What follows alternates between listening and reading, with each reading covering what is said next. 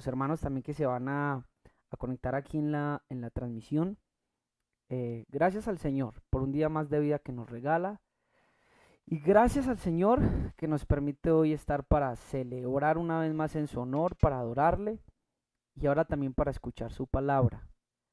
Recordamos que las inscripciones del Congreso todavía hay cupo, todavía tenemos cupo, un poco limitado, pero todavía hay cupo de pronto para el que quiera ir, el que quiera inscribirse. Y bueno, esperamos que muchos puedan ir y que muchos puedan estar junto con todos nosotros para adorar a Dios, para tener un tiempo de familia, de hermandad, un tiempo también de descanso.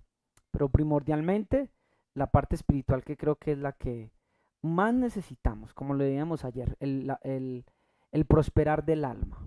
Amén. Vamos a orar para que el Señor nos dirija esta mañana y que lo que vamos a escuchar hoy, lo que vamos a ver ahorita, pues sea llegando a nuestro corazón de una manera muy especial, sea, sea el Señor trayendo a nuestro corazón hoy sabiduría, sabiduría. Creo que estamos en una generación que más nos hace falta la sabiduría. Entonces vamos a orar. Señor, gracias. Gracias, Padre, a través de tu Hijo, por darnos la oportunidad de reunirnos en esta mañana, de tener los niños, de tener nuestros hermanos, los que están aquí presenciales y los que nos ven por la internet. Gracias por el privilegio, Señor, de poder escuchar tu palabra. Lo decíamos ayer, nos has dado un maná diario, tu palabra, Señor.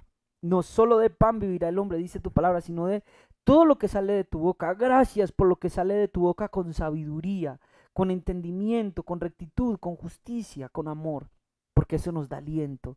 Yo te pido hoy, Padre, que en toda inteligencia espiritual podamos comprender este mensaje y que mis hermanos y yo seamos edificados, transformados, que nuestra percepción mental, Señor, hoy pueda cambiar para afrontar las cosas de la vida, para enfrentar los desafíos, las tribulaciones, Señor, y permanecer confiados y seguros en ti. Gracias por el pan que está servido a la mesa, en el nombre de Jesús. Amén. Eh, Quiero que me acompañen, por favor, mientras mi hermano Yehezkel me busca Eclesiastés capítulo 7, versículo 1. Le voy a leer una frase que he pensado mucho en ella desde hace algunos meses que me la dijeron. Y la frase es la siguiente: tener miedo a amar por tener miedo a sufrir es como tener miedo a vivir porque vamos a morir. Se la voy a volver a repetir. Tener miedo a amar por tener miedo a sufrir es como tener miedo a vivir porque vamos a morir. Ahorita vamos a hacer uso de esa frase. Y entonces vamos a empezar en Eclesiastés capítulo 7, versículo 1, algo que el Señor puso ayer en mi corazón. Quería enseñar de otra cosa, eh, quiénes somos, pero creo que va a tocar dejarlo. Pero ayer el Señor me ministró en la tarde y me dio este mensaje, entonces ahí le debo ese mensaje, querido amigo. Eclesiastés 7:1 dice: mejor es el buen nombre que el buen ungüento. Mire, uno a veces puede tener la unción, pero a veces carece de buena reputación en el nombre, ¿cierto? Vamos a seguir, pero ahí no nos vamos a quedar. Dice: y el día de la muerte, que el día del nacimiento. Cuando yo leí esto, yo no sé por qué, aún no lo entiendo a profundidad, pero cuando leí que mejor es el día de la muerte que el día del nacimiento, ayer Dios trajo paz a mi corazón. Imagínense qué sabiduría, porque recuerda que son las palabras sabias del predicador. ¿Qué sabiduría tiene que haber en lo que él dijo que nosotros aún no percibimos, que cuando alguien nos falta o cuando hay una muerte, nosotros no lo percibimos como mejor que el día del nacimiento? Pero no voy a quedarme tampoco ahí. Versículo 2. Mejor es ir a una casa de luto que ir a una casa de banquete, porque aquello es el fin de todo hombre. Y en esta versión, que es la Biblia de las Américas, que la recomiendo, dice: y al que vive lo hará reflexionar en su corazón. Versículo 3. Mejor es la tristeza que la risa, porque cuando el rostro está triste, el corazón puede estar contento. Le voy a leer dos versiones que me gustaron mucho. Una es una versión inglesa, la AMP, que dice: es mejor el dolor que la risa, porque con la tristeza del rostro el corazón mejora y gana alegría. Y la Dios habla hoy, que también me gusta mucho porque pone los versos muy, muy entendibles. Dice: Vale más llorar que reír, pues podrá hacerle mal al semblante, pero le hace bien al corazón. Y terminamos con Eclesiastés 7, versículo 4, que dice, el corazón de los sabios, escuchen esto, está en la casa del luto, mientras que el corazón de los necios está en la casa del placer. Mire, lamentablemente, cuando ocurre un suceso muy duro a nuestra vida, muy lamentable, alguna enfermedad, algún sueño no cumplido, alguna ruptura en una relación, un diagnóstico, por ejemplo, terminal, siempre desde nuestra perspectiva lo vemos como catastrófico y golpea tan duro el alma que el alma empieza a sentirse agobiada y como apesadumbrada. Y el Señor ayer me permitía entender que se necesita la sabiduría divina. Hoy el cuerpo de Cristo, hoy nosotros necesitamos la sabiduría divina para poder ver los acontecimientos que desde nuestra perspectiva son malos como acontecimientos maravillosos y beneficiosos para el corazón. Miren, hermanos, la sabiduría va a permitir y el entendimiento de que el miedo ante estas cosas desaparezca y no opere en nosotros como hijos de Dios. Vamos a aprender a no evadir el dolor, las tribulaciones que llegan a nuestras vidas bajo capas de aparente indiferencia o muchas veces de contener el dolor o de no pensar en eso, tratar de evadirlo. Solo mediante la sabiduría, y ahorita vamos a profundizar un poquito, es que nos vamos a enfrentar en verdad y con valentía a cada uno de esos desafíos. Entonces voy a volverle a repetir el verso. Más vale llorar que reír, pues podrá hacerle mal al semblante cuando usted llora, pero le hace bien a su corazón. Yo me acuerdo que desde que uno es niño en el colegio le hacen una especie de bullying y le dice a uno que los hombres, y es un mito que se ha extendido creo que a nivel mundial, ¿cierto? No solo acá en Colombia. Y es que los hombres no lloramos. Un hombre no puede llorar. Es decir, la hombría es demostrada cuando tú contienes el dolor y cuando no hay evidencia de lágrimas en los ojos. De hecho, uno a veces como líder comete el mismo error y ayer el Señor me lo permitía entender. Cuando un hermano llama mal, llama llorando, hermano, tengo este conflicto, hermano, en estos momentos estoy pasando por una tribulación, en estos momentos estoy pasando por una situación más difícil, yo caí en cuenta que lo primero que le digo es, mi hermana, fortalezcase en Dios. Y el consejo está bueno, pero entonces póngale cuidado, fortalezcase, él es nuestro Padre, hay que tomar nuevas fuerzas, vamos para adelante. Sin yo darme cuenta, caí en el error de cohibirle a la persona que llore. A ver, el consejo es bueno, fortalezcámonos. Pero como lo vamos a ver ahorita, es necesario llorar con los que lloran. Es necesario permitirle a una persona que muestre su dolor. Entonces, a veces uno como líder cree que el lloro de la otra persona evidencia debilidad o falta de fe en el Señor. Y no es así. Porque con la tristeza del rostro, Dios ha diseñado que un corazón sea enmendado. Dios ha diseñado con la tristeza de que más tarde pueda venir la alegría. Entonces no puedo decirle a alguien o a mi hijo, pero no llores, papi. No, no hagamos eso. No llores, sea fuerte. No se entristezca, hermano. Dios es nuestra fortaleza, está bien. Claro que sí. Pero hay un tiempo de lloro. Es más, antes de que venga la alegría del corazón en la mañana, el salmista lo dice, como lo vamos a leer ahorita, que antes es necesario que venga el llanto. Entonces quiero que note lo siguiente. Solo pensemos por qué Dios permite que tengamos sentimientos en Cristo, como la tristeza. Porque aún siguen vigentes sentimientos como el dolor. ¿Son solo las lágrimas o el llorar el producto del pecado? Entonces miremos el siguiente salmo. Salmos 30, versículo 5 dice, porque su ira es solo por un momento, pero su favor es toda la vida. Dice, el llanto puede durar toda la noche. Hay un tiempo de llanto. El llanto puede durar toda la noche, dice, pero a la mañana viene la alegría. O en la mañana vendrá el grito de alegría. Hermano, ¿cómo vamos a poder experimentar el valor de la alegría si primero no hemos experimentado el llanto? Dios en su infinita sabiduría ha permitido que llores porque después te esperan las aguas de la consolación y del confort. ¿Cómo vas a conocer qué es consolación si nunca en tu vida vas a pasar por un tiempo de lloro o de luto?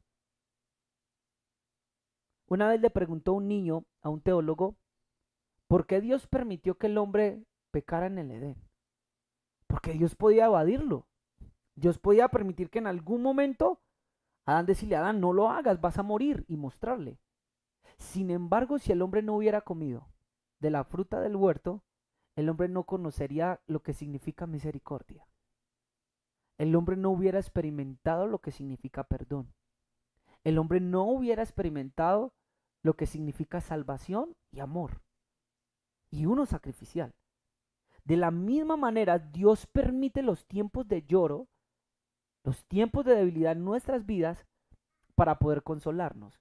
¿Cómo conocer la faceta del consolador a menos de que necesitemos ser qué? Consolados. Entonces, el Señor me ha permitido las últimas semanas entender lo siguiente. No sé por qué nuestra mente carnal nos está jugando constantemente un doble juego. ¿Cómo así? Sí, vea. Por eso se llama el tema no llores, no tengas miedo a llorar. Bueno, aunque acá me lo cortaron, y se llama y el dualismo de la vida. ¿Por qué? Voy a empezar a explicar algo.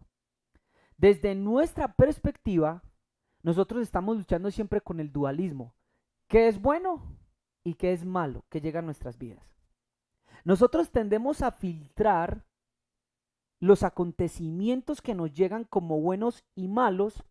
Sin embargo, en Cristo, usted hermano y hermana que me está escuchando, no existe tal dualidad, sino una unidad. Voy a volverlo a repetir. Nosotros en Cristo solemos filtrar algo como bueno o como malo. Sin embargo, en Cristo no existe dualidad, existe una unidad. Romanos 8:28 dice, y sabemos que para los que aman a Dios, todas las cosas cooperan para bien. Es decir, el hombre natural percibe las cosas como buenas o como malas. Desde la perspectiva de Dios no hay tal cosa como bueno o malo, hay una unidad y un plan. Donde todo lo que usted ha atravesado por estos años, donde todo lo que usted ha vivido y las cosas que muchas veces hemos renegado, era necesario pasar, porque estaba en la unidad de un plan. Mire, le voy a dar más o menos a explicar, vea.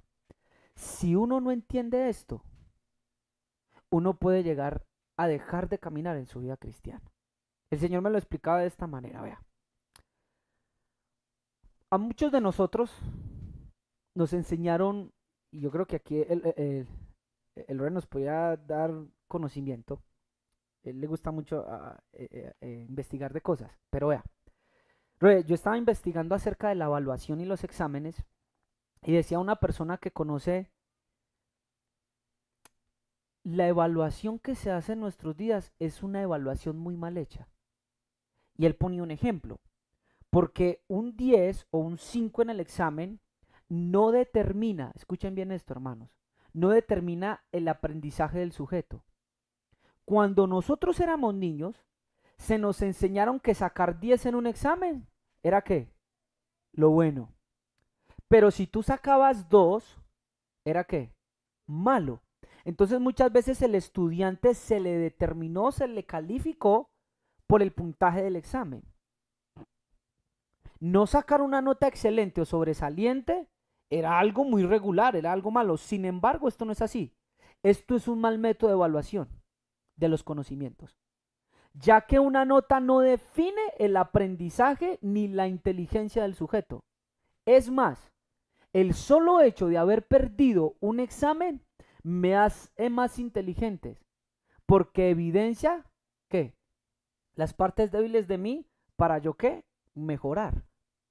Así que si yo le enseño a un muchacho que una nota le va a definir, imagínese la frustración que puedo crear en él. Entonces, ¿qué hacían nuestros papás? Cuando sacábamos un 1, yo me acuerdo que una vez mi mamá me cogió y me dio un correazo, hermano. Y está bien, no estoy juzgando eso, conforme a lo que nos conocemos. Pero el Señor me enseñó lo siguiente. Una nota no define mi aprendizaje. Una nota no define si soy inteligente o no. Entonces, ¿qué tendemos a hacer nosotros? Tener una dualidad. Si saqué 10, soy bueno. Si saqué 2, soy malo. ¿Sí? ¿Y qué hacemos con los que sacas 10 y hacen trampa? Por ejemplo, le voy a dar otro ejemplo. Una madre se ha dedicado a educar toda su vida a sus hijos. Ha orado por ellos, ha ayunado por ellos, los ha aconsejado y el hijo creció o la hija creció. Y se alejaron de los caminos de Dios. Si la mamá no aprende que no existe tal dualidad sino una unidad, ella se va a sentir frustrada. O viceversa, el papá se va a sentir frustrado. ¿Por qué? Porque al ver a su hijo, présteme atención y qué bueno que los papás puedan escuchar esto me ministró mucho ayer, porque a veces como padres tenemos miedo, yo a veces pienso, Señor, ¿cómo voy a educar a mi hija para que cuando esté grande no sea parte de ti? Uno entiende que el hijo en estos momentos no esté en el camino determina mi valor y mi trabajo como padre o como padre, ¿cierto que sí? Entonces la mamá puede o el papá juzgarse a sí mismo como malo. Pero esto ocurre porque uno tiene el entendimiento ni la sabiduría de que no hay esa dualidad, no existe. Hay una unidad. Ya que el hijo que no está hoy es el hijo que va a regresar mañana. Se lo voy a decir con el hijo pródigo. ¿Usted cree que el padre del hijo pródigo era malo? Jamás. Como dice un amigo mío, jamás. No era malo. Sin embargo, note que el hijo se va de casa. Pero el padre siempre lo esperó. ¿Por qué? Porque aunque sacó 10 en el examen, había un aprendizaje en su corazón. Aunque sacó 2 en el examen, había un aprendizaje en su corazón.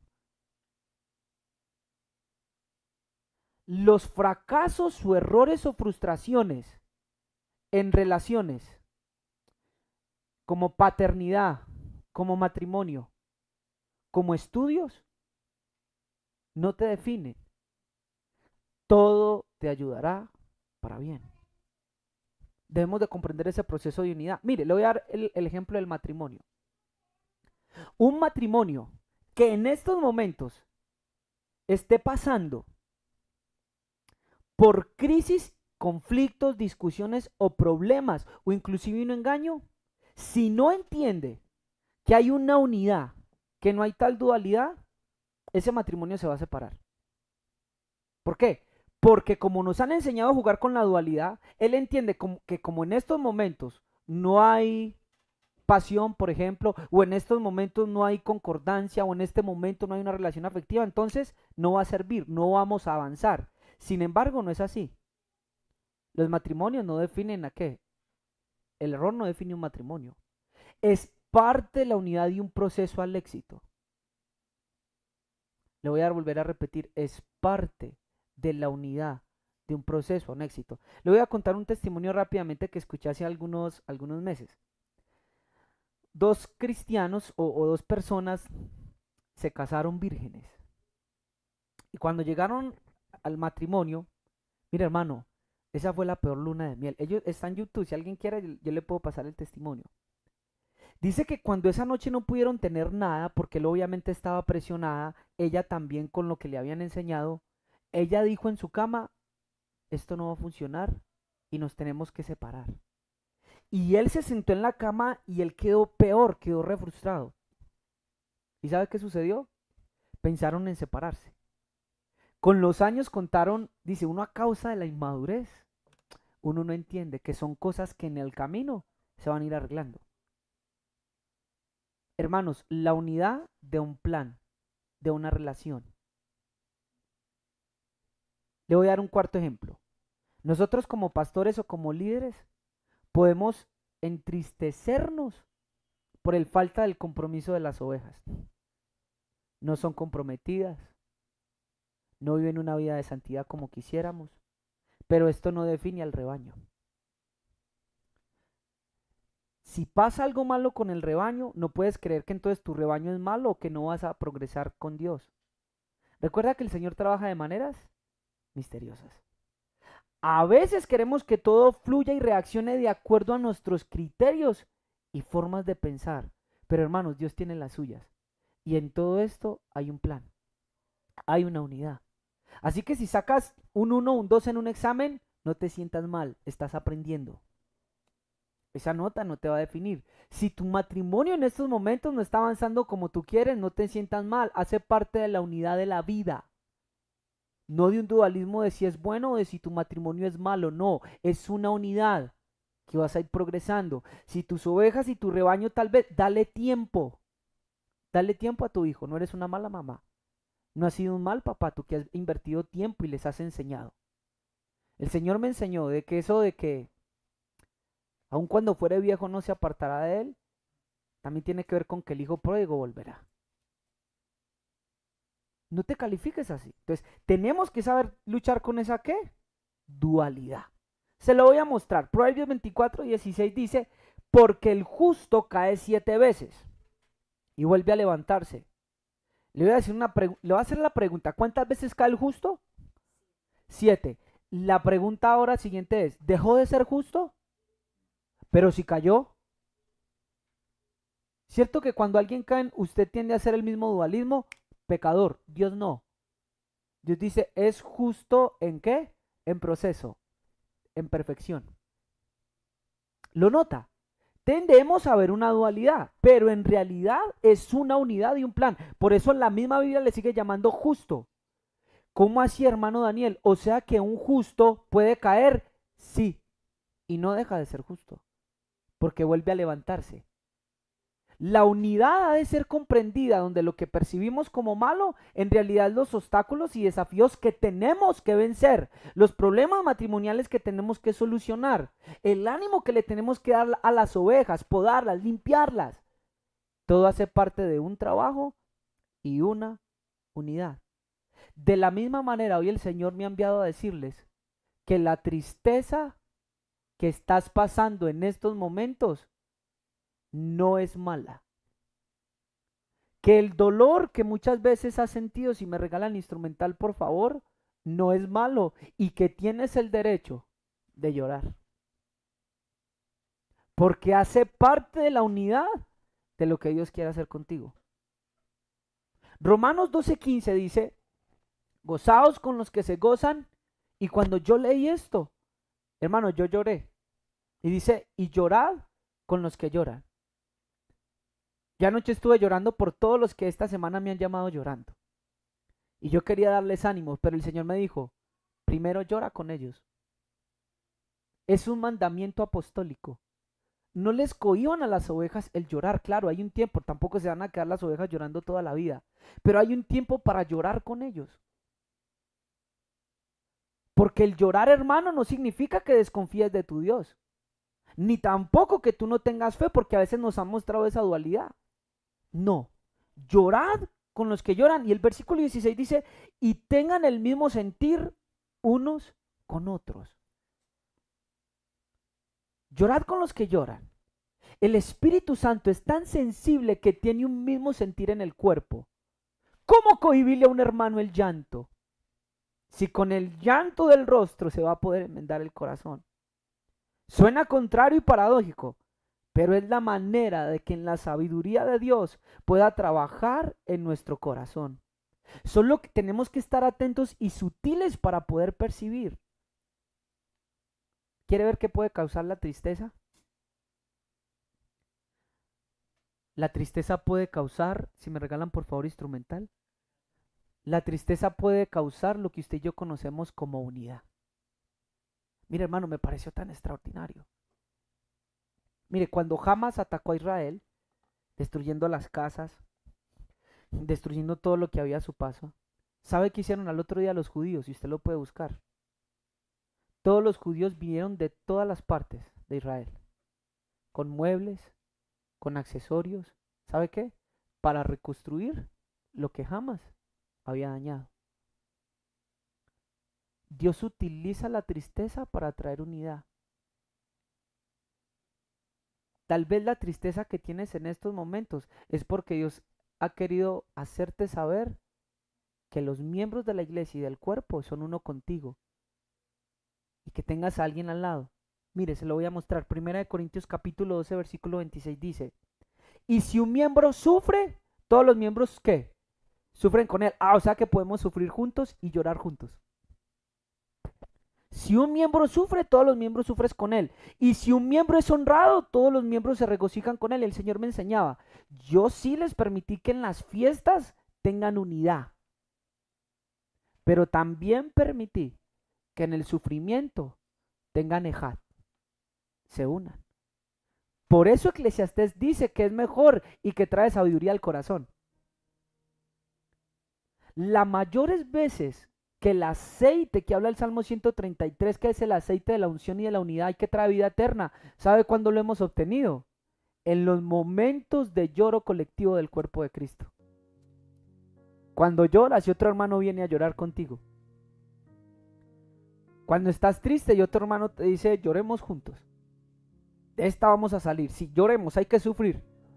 Estás lidiándola, estás batallando. Y empieza el Señor a unirnos. ¿Sabe qué pasa? Cuando usted se corta, cuando nosotros nos cortamos en un miembro, ¿sabe qué hace el cuerpo? Empieza a irrigar mayor cantidad de sangre a la parte afectada. De la misma manera, en el sufrimiento nosotros podemos ser participantes de la unción de la unidad. Lo que aparentemente desde la perspectiva humana viene a ser malo, es donde Dios se manifiesta y donde nos hace ver sus mayores maravillas. Hechos capítulo 14, versículo 22, mire lo que dice. Fortaleciendo los ánimos de los discípulos. ¿Usted quiere ser fortalecido? Vamos a mirar cómo fortalecía Pablo y Bernabé cuando visitaban las iglesias. Fortaleciendo los ánimos de los discípulos, exhortándolos a que perseveraran en la fe y diciendo, es necesario que a través de muchas tribulaciones entremos en el reino de Dios. Y yo dije, Señor, no entiendo. Porque si a mí alguien me va a venir a animar, lo menos que espero es que me diga que lo que estoy sufriendo es necesario. Señor, ¿cómo desde tu sabiduría puedo percibir esto? Así como Eclesiastés 7, versículo 1, versículo 2 y versículo 3.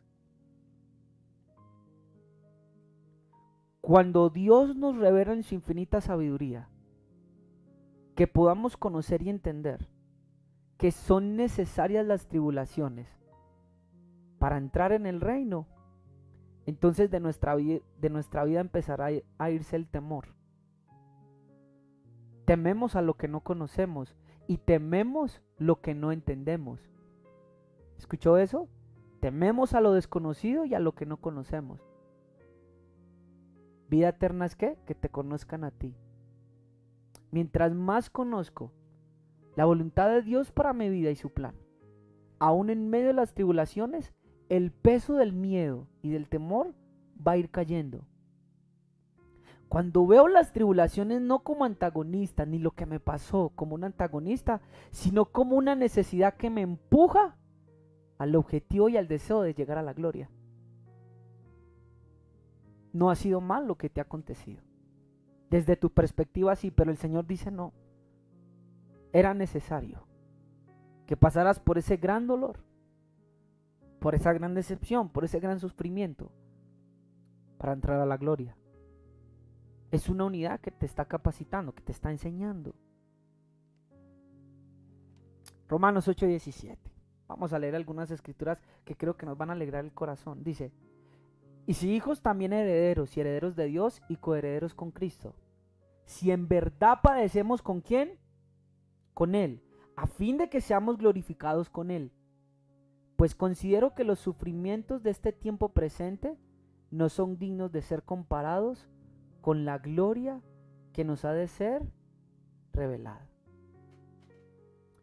Las hermanas que trabajan en la cocina van a entender lo que voy a decir. ¿Qué es lo que se tiene que hacer con un condimento, con una rama, para que exhale la mejor fragancia? Machacarlo. En esos momentos de tristeza, de dolor, de sufrimiento, es donde usted va a exhalar los olores del reino. Y son necesarios. Segunda de Corintios 4:17 dice, pues esta aflicción leve y pasajera nos produce un eterno peso de gloria que sobrepasa toda comparación, al no poner nuestra vista en las cosas que se ven, sino en las que no se ven. Porque las cosas que se ven son temporales, pero las que no se ven son eternas. Esta aflicción leve es pasajera. Miren, hermanos, ¿cómo es posible de que una aflicción, una tristeza, tenga el trabajo y desarrollo de producir en nosotros peso de gloria con el fin de alegrar nuestro corazón? Es una unidad, no es un dualismo. Mateo 5:4 dice, bienaventurados, ¿usted qué cree que dice? Los que lloran, pues ellos serán consolados. Señor, esto de teología del lloro me está impresionando. Yo ayer estaba impresionando y le decía, Señor, una de las bienaventuranzas es llorar. Sí. Por eso digo, lloren con los que lloran. Bienaventurados los que lloran, pues ellos serán consolados. Usted puede llorar, pero sabiendo que después de ese lloro y ese derramar de lágrimas, usted va a recibir consolación. No llore como aquel que está desahuciado sin esperanza, sino llora como aquel que va a recibir consolación. Y saqué algunos ejemplos para demostrarle a algunos hombres de la Biblia que lloraron. Por muchos motivos, hasta por rabia. Le voy a dar el primero. Lucas capítulo 2, versículo 62 dice acerca de Pedro, y saliendo fuera, lloró amargamente. Yo no sé si usted en estos momentos ha negado al Señor, o si en estos momentos usted está caminando como no debiera. Pero si tienes que llorar y llorar, llora.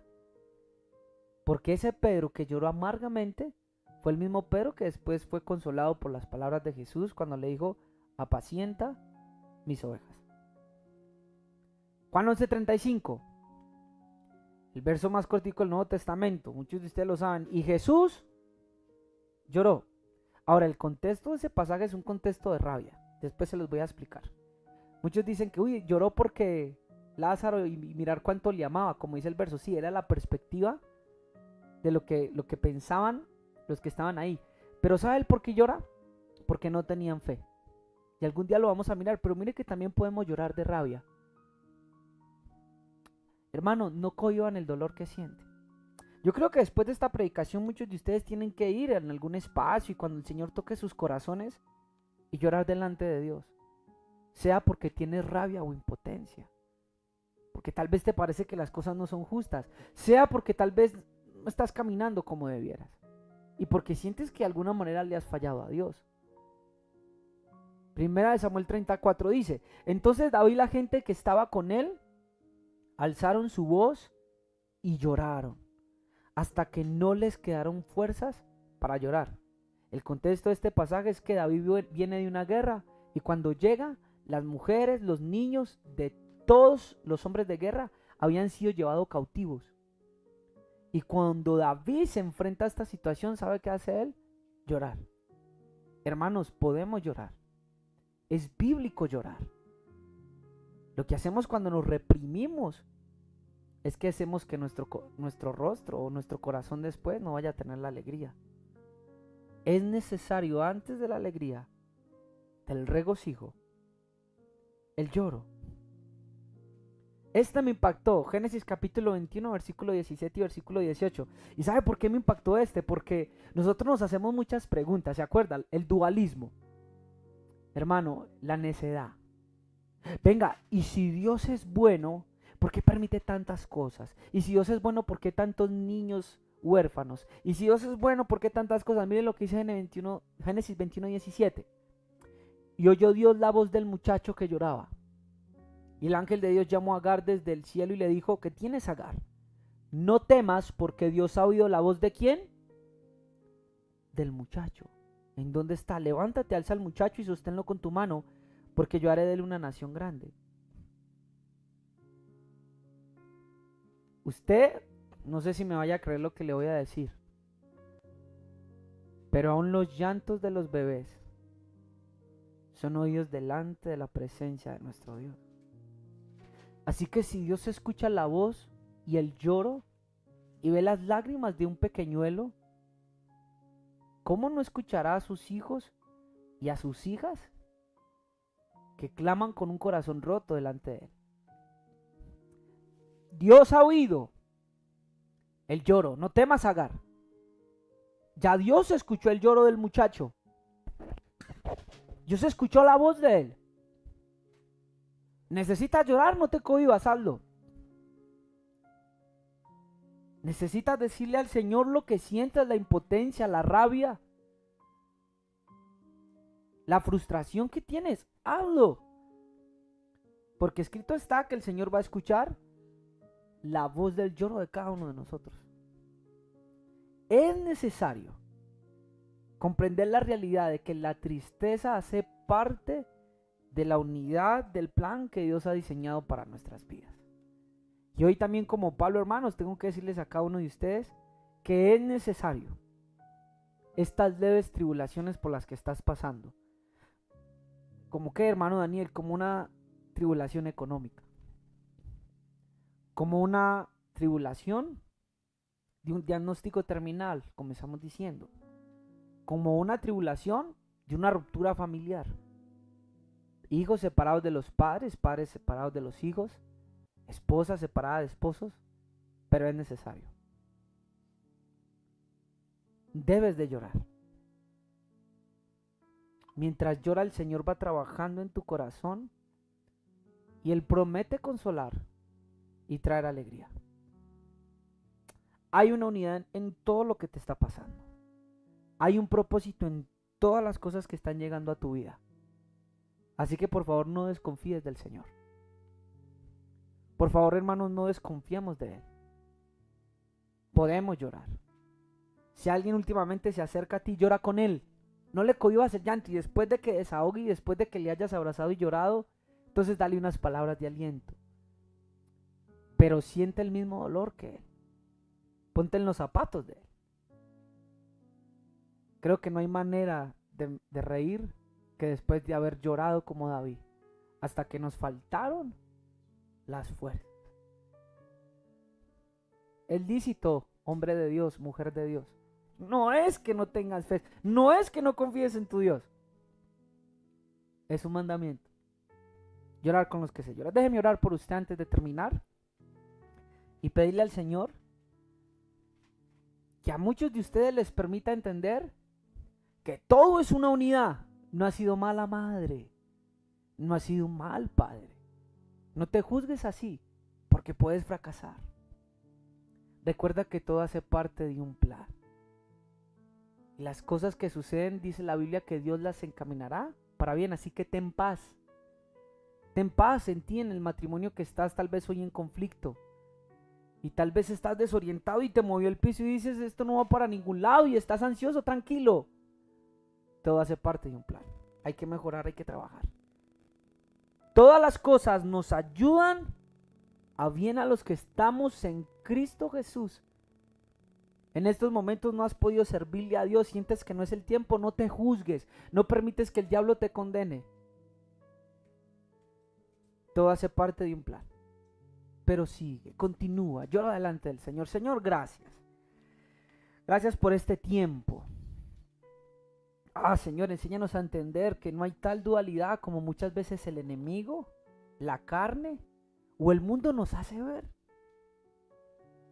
Enséñanos a mirar que incluso las caídas que tenemos o fracasos de fe, Dios, hacen parte del proceso de este justo que va camino a la perfección. Señor, ayúdanos a llorar hasta que nos falten las fuerzas, pero después trae la alegría que promete tu palabra. Señor, ayuda a cada uno de mis hermanos que en estos momentos están pasando por momentos de tribulación, por momentos de angustia, por momentos de opresión. Oro por los corazones que están ansiosos. Oro, Señor, por los corazones que están afanados, por los corazones, Señor, que están atribulados. Y yo ruego, Señor Jesucristo, que por favor tú les consueles, porque tú eres el Dios de las consolaciones. Pido, Señor, que como dice tu palabra, enjugues cada lágrima de mis hermanos, que combatientemente esperan, Señor, por aquel Rey que les hará descansar y les dará de tomar del agua de la vida, para que tengan descanso y tengan reposo, Dios. Te lo suplicamos, Señor, en esta hora. Ruego, Señor, que fortalezcas los corazones y que los ánimos de los que me están escuchando no desfallezcan, Señor. Porque es necesario que este peso de gloria venga a nosotros a causa del dolor, a causa, Señor, de la traición, a causa, Señor, al haber sido defraudados. Sabemos que todo esto lo único que produce en nosotros es un peso mayor de gloria. Te doy gracias porque todo hace parte de un plan. Y aunque hoy no entienda, Señor, después lo entenderé. Tú, Dios, tienes un plan. Te bendecimos, Señor, y te damos gracias en esta hora. En el nombre de Jesús. Amén. Que el Señor le bendiga, hermano y hermana, de una manera muy especial. Y todos juntos podamos llorar unos con otros. Tener y traer sabiduría al corazón para ver la unidad de este plan. Bendiciones.